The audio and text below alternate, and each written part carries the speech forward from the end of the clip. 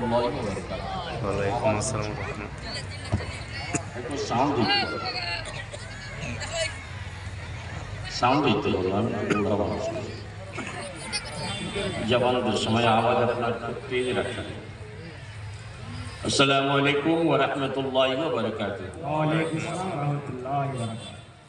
আলহামদুলিল্লাহ আলহামদুলিল্লাহি রাব্বিল আলামিন হামদাশ শাকিরিন।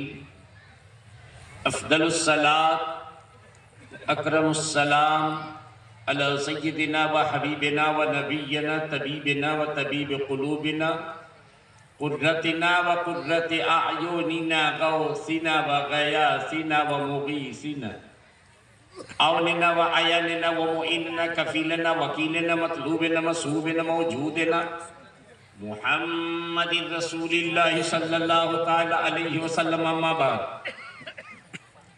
ফাআউযু বিল্লাহি মিনাশ শাইতানির রাজীম।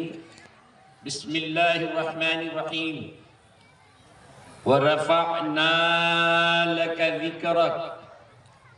সাদাকাল্লাহু মাওলানাল আযীম ওয়া বাল্লাগানা রাসূলুহুন নাবিয়্যুল আমিনুল মাতিনুল কারীম। ওয়া নাহনু আলা যালিকা লামিনাশ শাহিদিন ওয়াশ শাকিরিন। ওয়ালহামদুলিল্লাহি রাব্বিল আলামিন। শ্রদ্ধেয় পরম মাননীয় উলামায়ে কিরাম,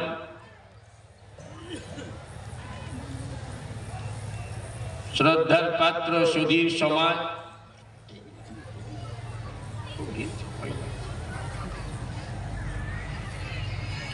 হাজিরানে মজলিস,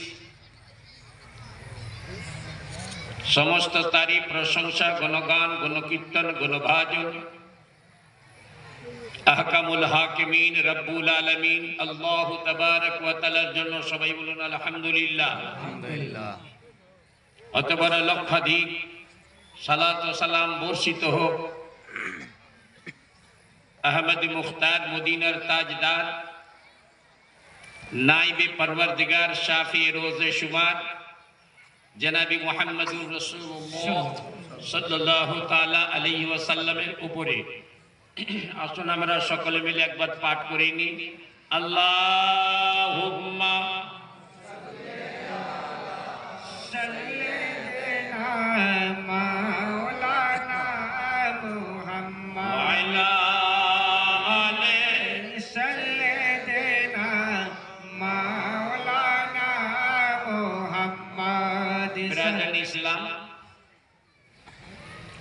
সময় একেবারে সংকীর্ণ। আয়াতে কারিমা তিলাওয়াত করলাম। ওয়া রাফা'না লাকা যিকরাক। মহান রব্বুল আলামিন বলেন, আমি তোমার জিক্র উঁচু করলাম। জোরে বলুন সুবহানাল্লাহ সুবহানাল্লাহ। আমি আপনার মর্যাদা উঁচু করলাম। জোরে বলুন সুবহানাল্লাহ সুবহানাল্লাহ। আল্লাহ উঁচু করেছেন, কেউ ঘটাতে চাইলে ঘটাতে পারবে না, পারবে। আর শানে রিসালাতকে নিয়ে আপনার সামনে আমি যতটা টাইম আছে ইনশাআল্লাহ বক্তব্য রাখব।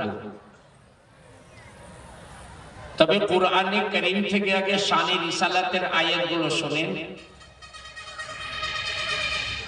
আমরা দেখি রাজা মহারাজা দরবারের নিয়ম নীতি বিধান বিধি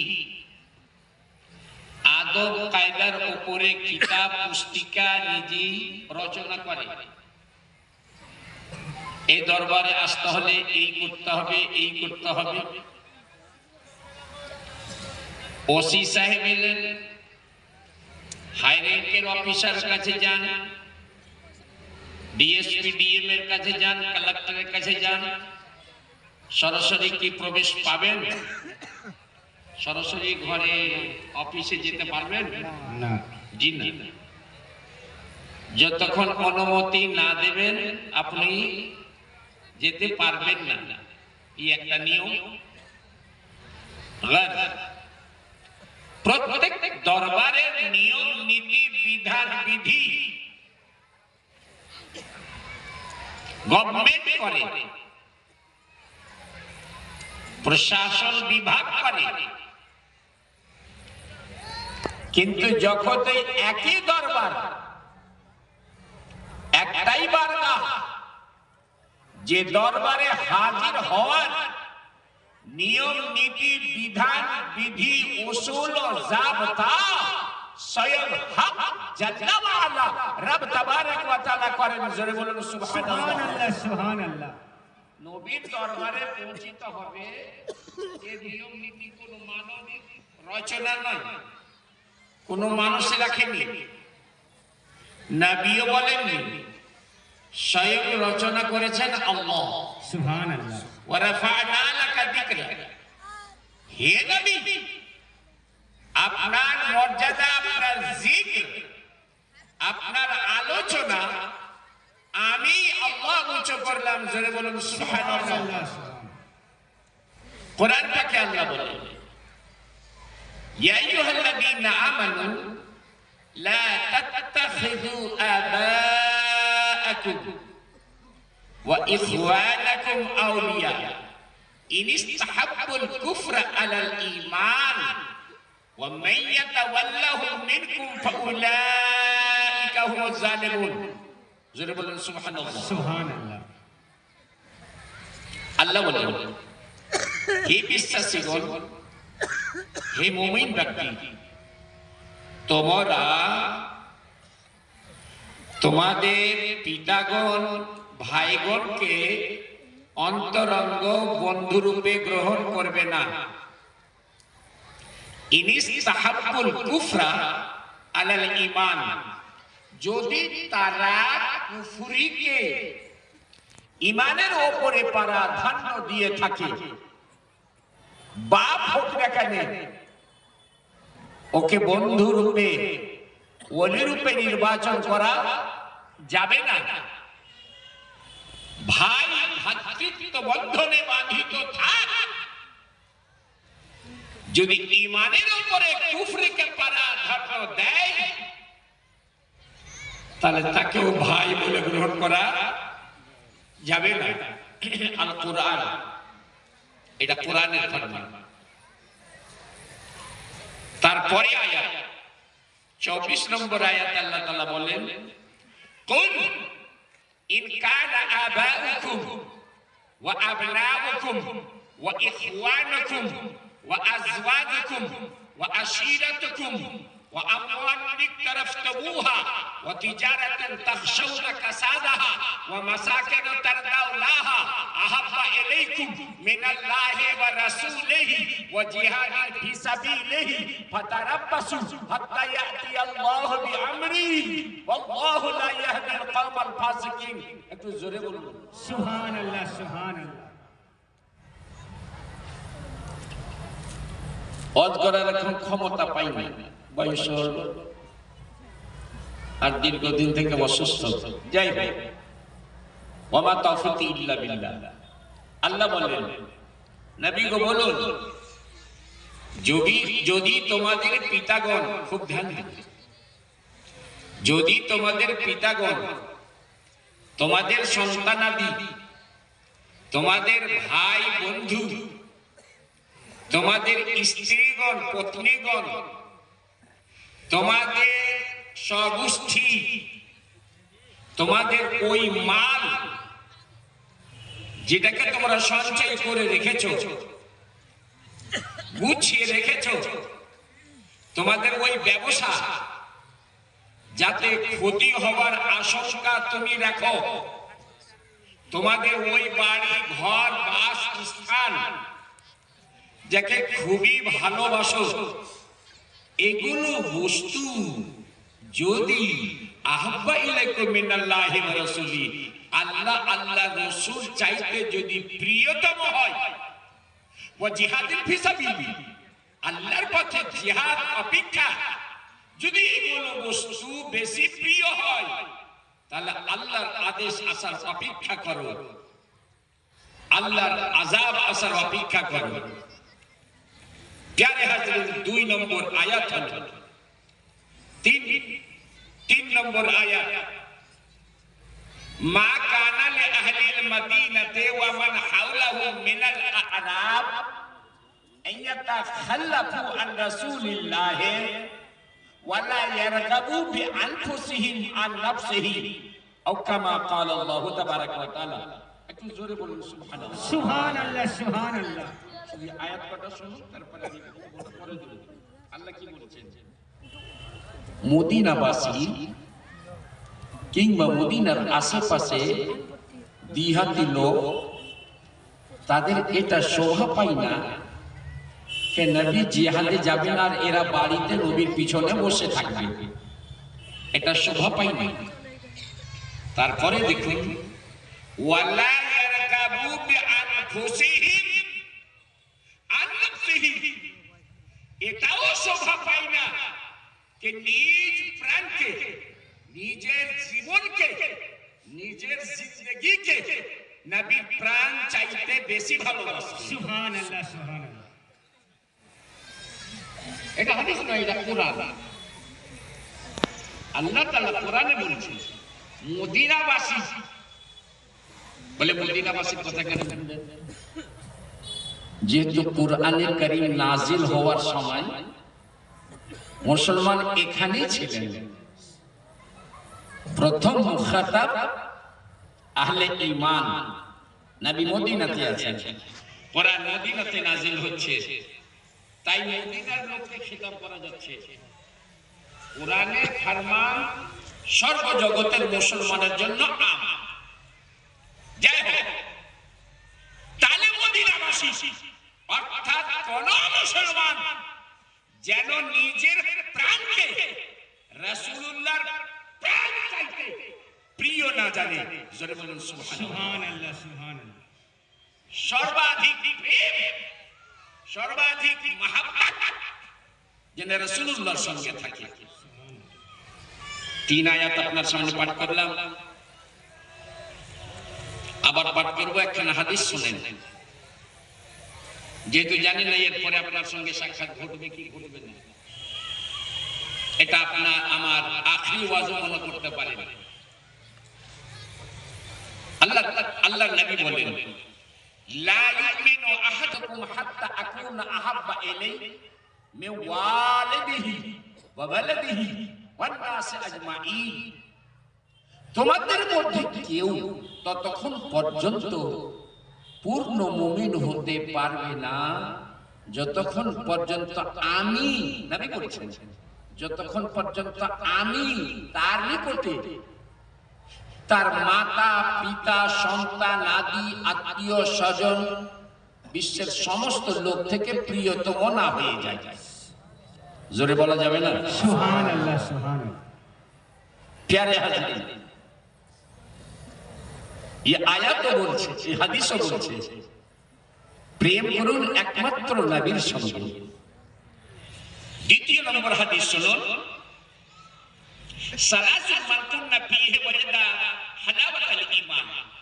আমিনা আল মুরদুল তাজর মক্কি মাদানী ইরশাদ করেন সালাসুন, তিনটা অবস্থা, তিন বস্তু, মান কুন্না ফীহি, যার মধ্যে এই তিনটা বৈশিষ্ট্য থাকবে, ওয়াজাদা হালাওয়াতাল ঈমান, ও ঈমানের স্বাদ পেয়ে যাবে। জোরে বলুন সুবহানাল্লাহ সুবহানাল্লাহ। ও যারা গলা বাজায় ওদেরকে আপনারা সুবহানাল্লাহ শোনান, আমাদেরকে শোনাবেন না। যাক ধ্যান দিয়ে কথা শুনুন। সালাতুন মান কুন্না ফীহি ওয়াজাদা হালাওয়াতাল ঈমান, তিনটা বৈশিষ্ট্য যার মধ্যে হবে ওই ঈমানের স্বাদ পাবে।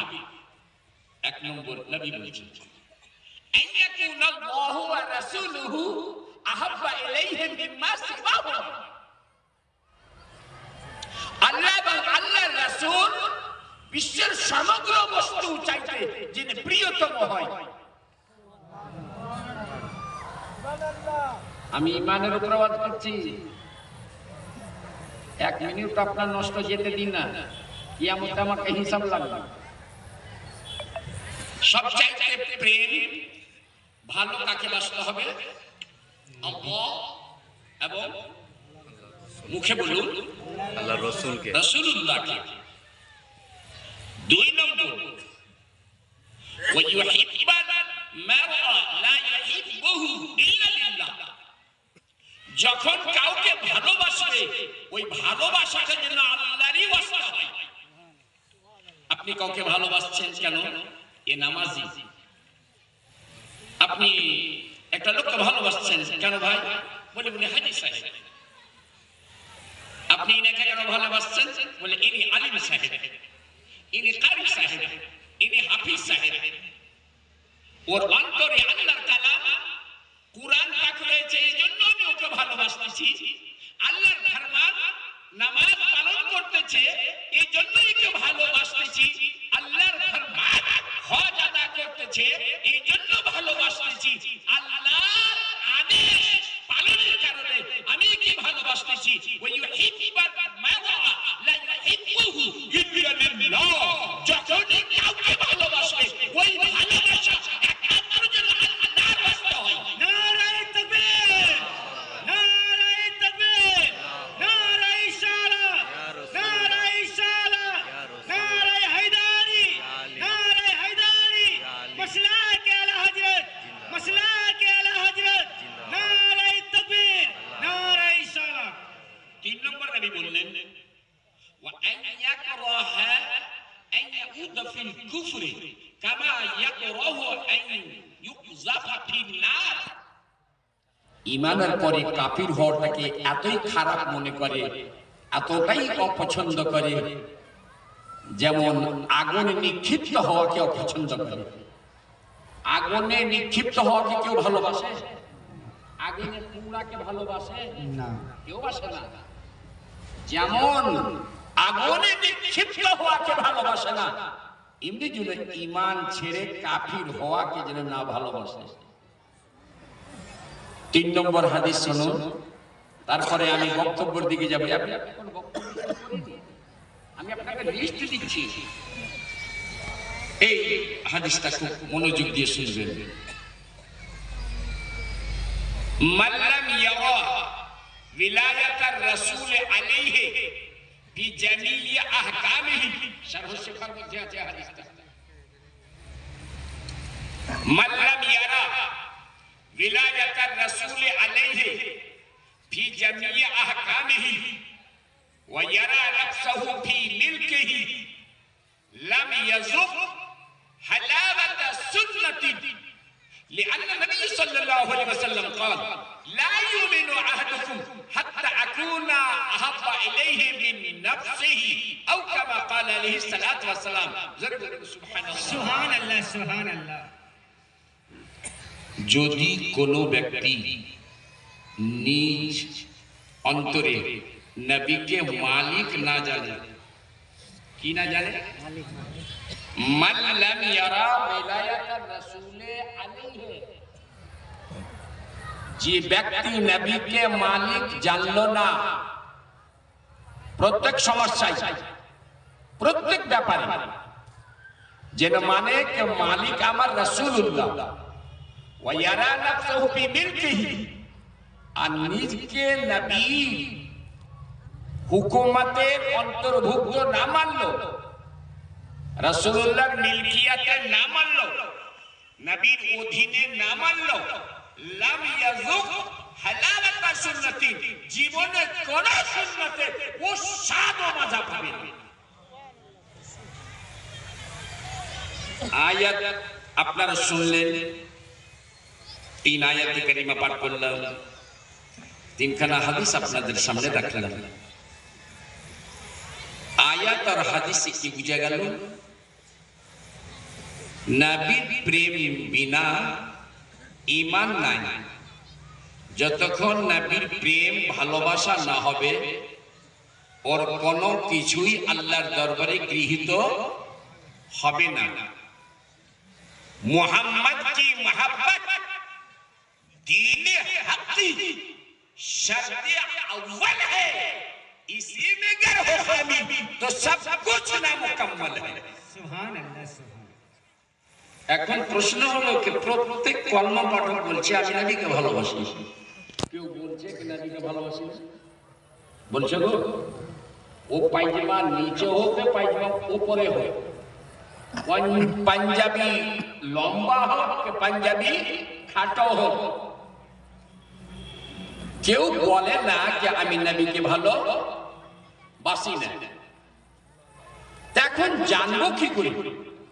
কোরআনের ডিমান্ড হলো নবীর প্রেম, হাদিসের ডিমান্ড হলো নবীর প্রেম, আর সবাই বলছে আমি নবীকে ভালোবাসি, জানবো কি করে? কিছু লোক বললেন, ওলামা বললেন, যারা নবীর সুন্নাতের ইত্তিবা করবে ওরাই নবীর প্রেমিক। সুবহানাল্লাহ, সুবহানাল্লাহ। নবীর কথা মানবে, নবীর সুন্নাতের ইত্তিবা করবে, ওরাই নবীর প্রেমিক। যদি এই কথাটা মেনে নেওয়া যায়, একটু আপনারা আগে আসেন, আপনাদের চেহারা দেখতে পাওয়া যায়। তাই না? আপনি আসুন। ও তো ছবি দেওয়ার জন্য আপনারা নিজের দিকে নিয়ে নেন না। আচ্ছা আচ্ছা আচ্ছা আচ্ছা আচ্ছা, হ্যাঁ ধ্যান দিবেন একটু। যদি কথাটা মেনে নেওয়া যায়, যারা সুন্নাত পালন করে তারাই নবীকে ভালোবাসে, তাহলে বলুন একজন মুনাফিক যারা মসজিদে নববীতে নবীর পিছনে নামাজ পড়ছে,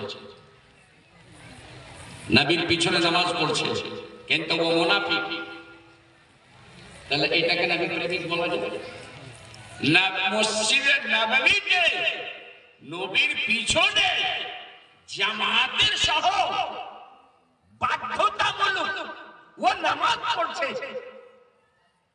তাহলে কি এটাই কাসটি, এটাই স্ট্যান্ডার্ড হয়, এটাই থিওরি হয়?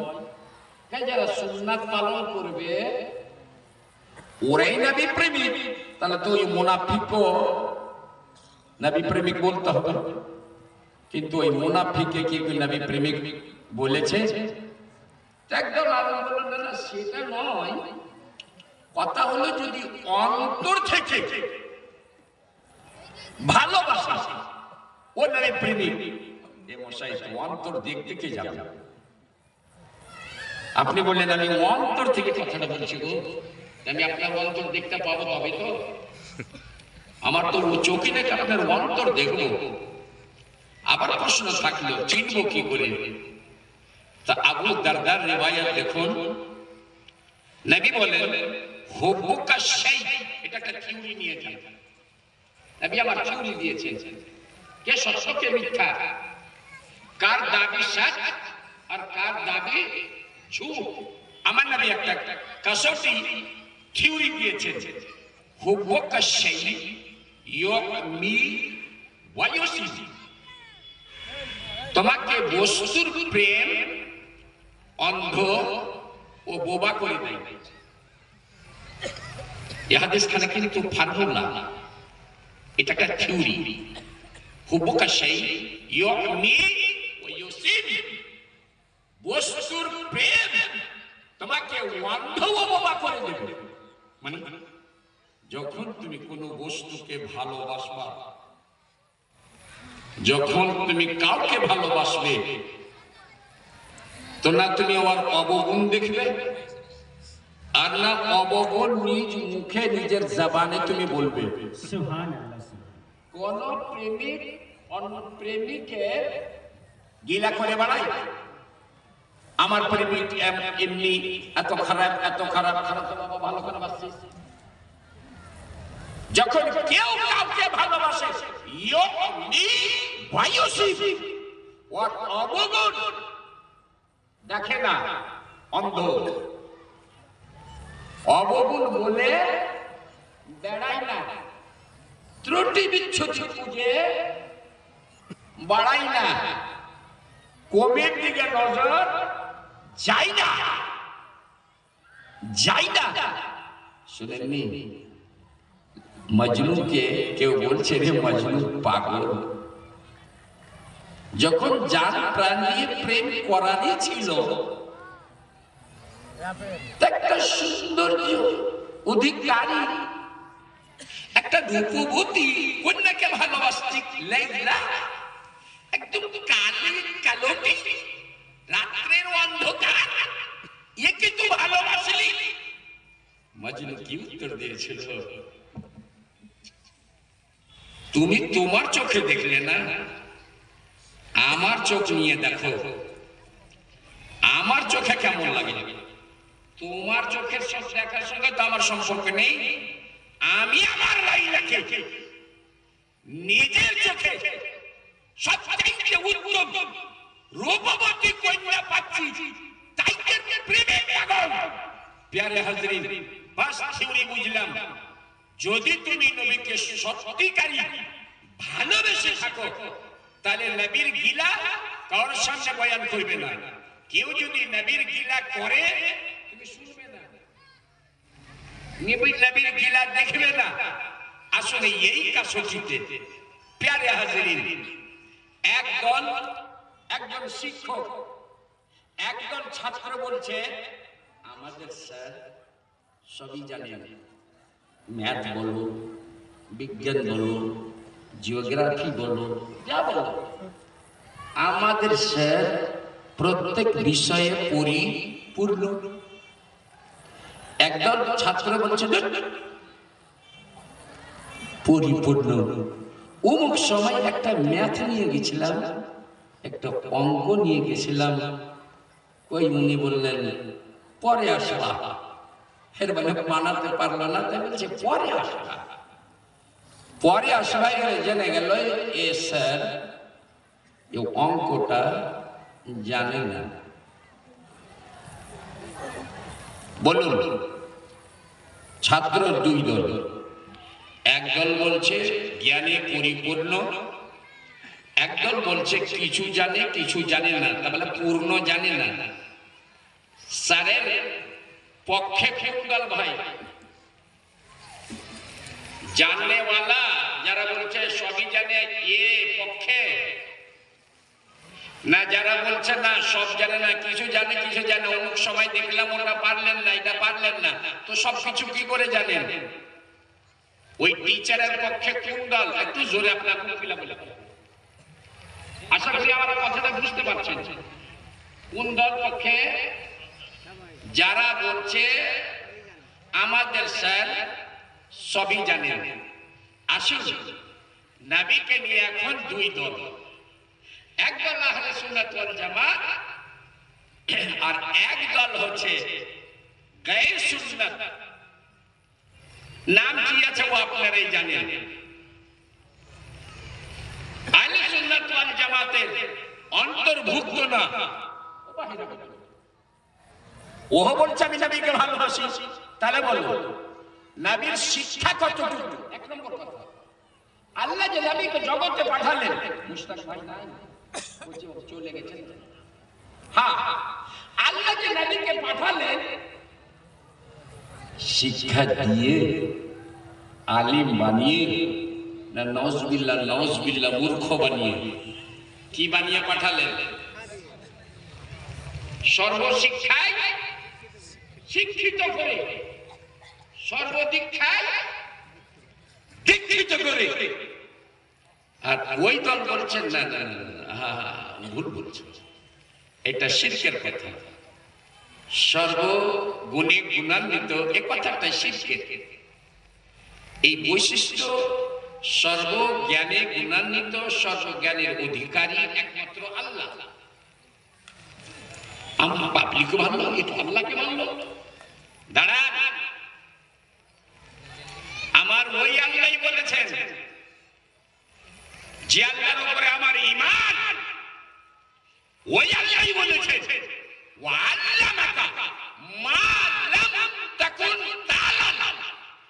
চ্যালেঞ্জ দিয়ে বলি, যদি কেউ বিরোধিতা করে এক্ষুনি করতে পারে, আমার আল্লাহ বলেন আল্লামাকা, আপনার প্রতিপালক আপনাকে শিখিয়ে দিলেন। কি শিখালেন? মা লাম তাকুন তাআলাম, যা কিছু আপনি জানতেন না, যা কিছু জানতেন না, অনেক কিছু নবীর অজানা ছিল। আল্লাহ যখন এই কথা বললেন যা কিছু আপনি জানতেন না, তো স্পষ্ট বুঝে গেল অনেক বস্তু নবীর অজানা ছিল। আল্লাহ বললেন আর অজানা রইল না, সমস্ত কিছু আমি আপনাকে জানিয়ে দিলাম।